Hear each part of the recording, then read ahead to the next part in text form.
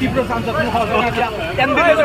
পোনপটীয়াভাৱে দেখুৱাইছে যে আচলতে হাজো গুৱাহাটী ৰাজপথেদি আচলতে তীব্ৰ দমদমা ৰাজ্য স্বতঃস্ফূৰ্তভাৱে বন্ধ কৰিছে এই ৰাজপথছোৱা, কিয়নো বিগত কিছুদিনৰ পৰা তেওঁলোকৰ আচলতে দাবী জৰাজীৰ্ণ পথছোৱা অতি সোনকালে আচলতে মেৰামতি কৰাৰ কাৰণে যি তীব্ৰ দাবী আছিল, সেই দাবী তেওঁলোকে আচলতে বিভাগীয় কৰ্তৃপক্ষক বাৰম্বাৰ আহ্বান কৰাৰ পিছতো আচলতে বা সংবাদ মাধ্যমত বিগত সময়ত বহুবাৰ বাতৰি সম্প্ৰচাৰ হোৱাৰ পিছতো কিন্তু আচলতে বিভাগীয় কৰ্তৃপক্ষই কোনো ধৰণৰ দায়িত্ব গ্ৰহণ কৰা পৰিলক্ষিত হৈছিল। যাৰ পৰিপ্ৰেক্ষিতত আমি বন্ধ কৰাৰ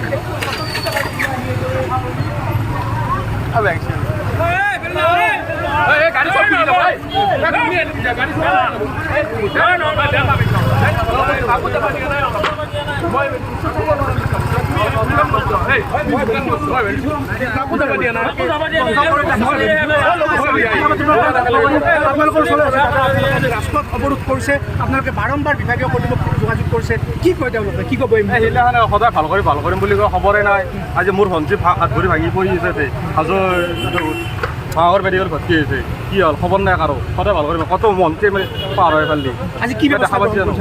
এনেকৈ দেখো আৰু তাতে ব্যৱস্থা বোলে কথা নাই, এনেকৈ মন্ত্ৰী মানে আহক, ডিচি আহক, কোনোবা আহক, এনেকৈ দেখক ৰাস্তা। সেইটোৱে কথা। আচলতে ক'ব লাগিব তেওঁলোকে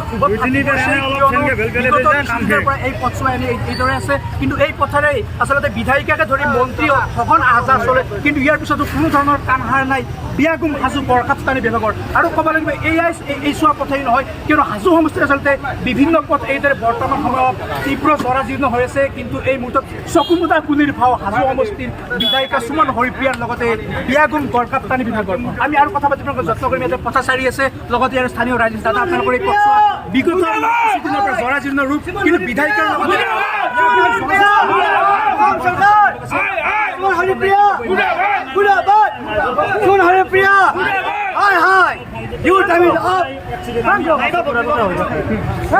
এইখন মোৰ দোকান, মোৰ আগতে এইবিলাক মানে সদায় আৰু এক্সিডেণ্ট।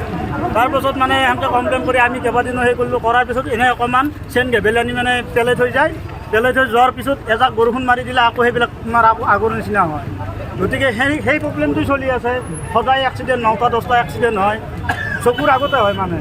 এতিয়া আমি বিৰক্তি পাইছোঁ আৰু গোটেই সোনকালে ভাল হ'লে আমি ভাল পাওঁ। কি কৰিব এতিয়া আপোনালোকে এই পথছোৱা কেতিয়ালৈকে বন্ধ কৰে? বন্ধ কৰি লাগিব মানে ছাৰহঁত আহক, ডিচি ছাৰহঁত আহক, আহি স্থায়ী সমাধান হওক, তাৰপাছত আমি আৰু মানে হেৰি কৰিম। আচলতে ক'ব লাগিব ৰাইজৰ